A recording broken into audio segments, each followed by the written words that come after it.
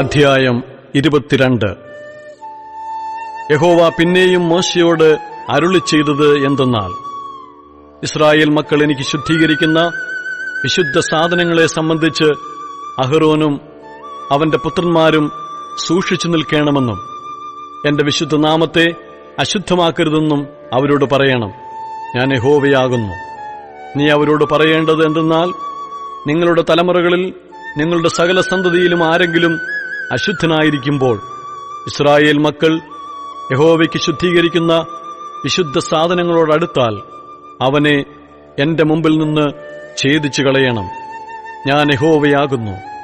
അഹരോന്റെ സന്തതിയിൽ ആരെങ്കിലും കുഷ്ഠരോഗിയോ ശുക്ലസ്രവക്കാരനോ ആയാൽ അവൻ ശുദ്ധനായിത്തീരും വരെ വിശുദ്ധ സാധനങ്ങൾ ഭക്ഷിക്കരുത്.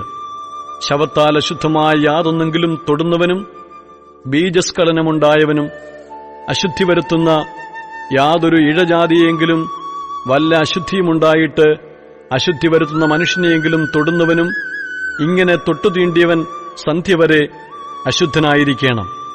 അവൻ ദേഹം വെള്ളത്തിൽ കഴുകിയല്ലാതെ വിശുദ്ധ സാധനങ്ങൾ ഭക്ഷിക്കരുത്.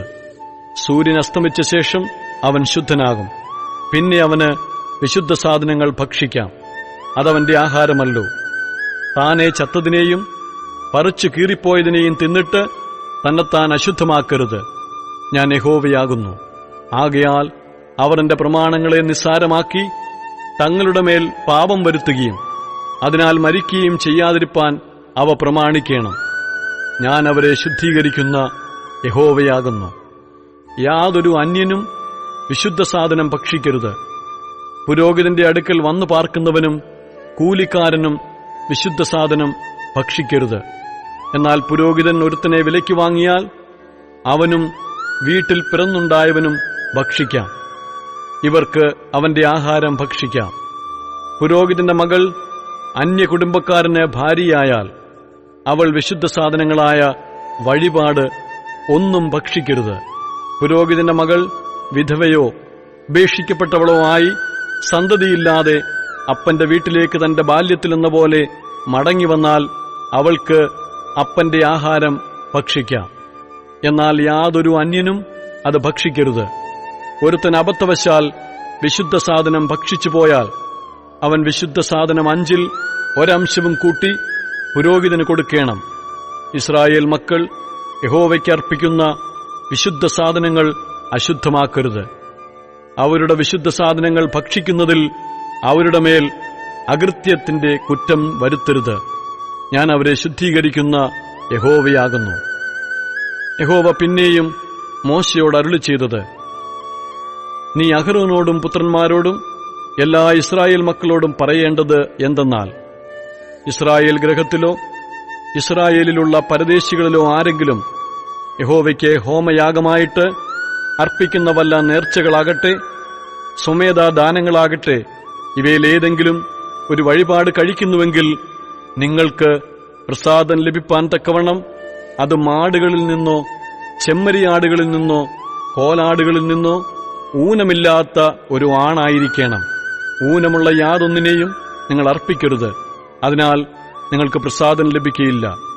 ഒരുത്തൻ നേർച്ച നിവൃത്തിക്കായിട്ടോ സ്വമേധാദാനമായിട്ടോ യഹോവയ്ക്ക് മാടുകളിൽ നിന്നാകട്ടെ ആടുകളിൽ നിന്നാകട്ടെ ഒന്നിനെ സമാധാനയാഗമായിട്ട് അർപ്പിക്കുമ്പോൾ അത് പ്രസാദമാകുവാൻ തക്കവണ്ണം ഊനമില്ലാത്തതായിരിക്കണം. അതിന് ഒരു കുറവും ഉണ്ടായിരിക്കരുത്. കുരുട്, ചതവ്, മുറിവ്, മുഴ, ചൊറി, പുഴുക്കടി എന്നിവയുള്ള യാതൊന്നിനെയും യഹോവയ്ക്ക് അർപ്പിക്കരുത്. ഇവയിലൊന്നിനെയും യഹോവയ്ക്ക് യാഗപീഠത്തിന്മേൽ ദഹനയാഗമായി അർപ്പിക്കരുത്.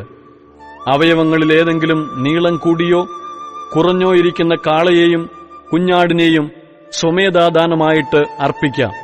എന്നാൽ നേർച്ചയായിട്ട് അത് പ്രസാദമാകുകയില്ല. വരി ചതച്ചതോ എടുത്തുകളഞ്ഞതോ ഉടച്ചതോ മുറിച്ചു കളഞ്ഞതോ ആയുള്ളതിനെ നിങ്ങൾ യഹോവയ്ക്ക് അർപ്പിക്കരുത്.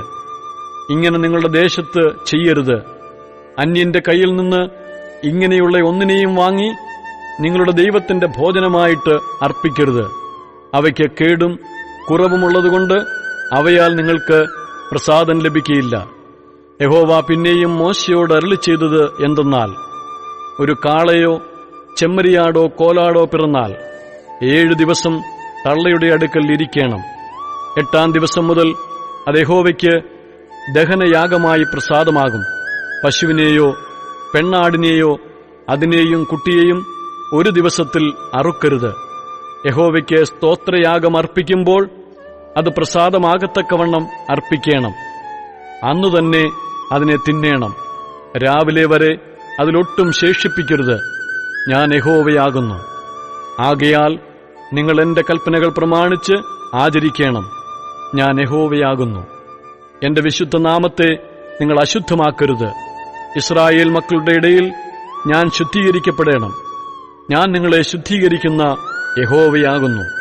നിങ്ങൾക്ക് ദൈവമായിരിക്കേണ്ടതിന് മിസ്രയീം ദേശത്തുനിന്ന് നിങ്ങളെ കൊണ്ടുവന്ന ഞാൻ യഹോവയാകുന്നു.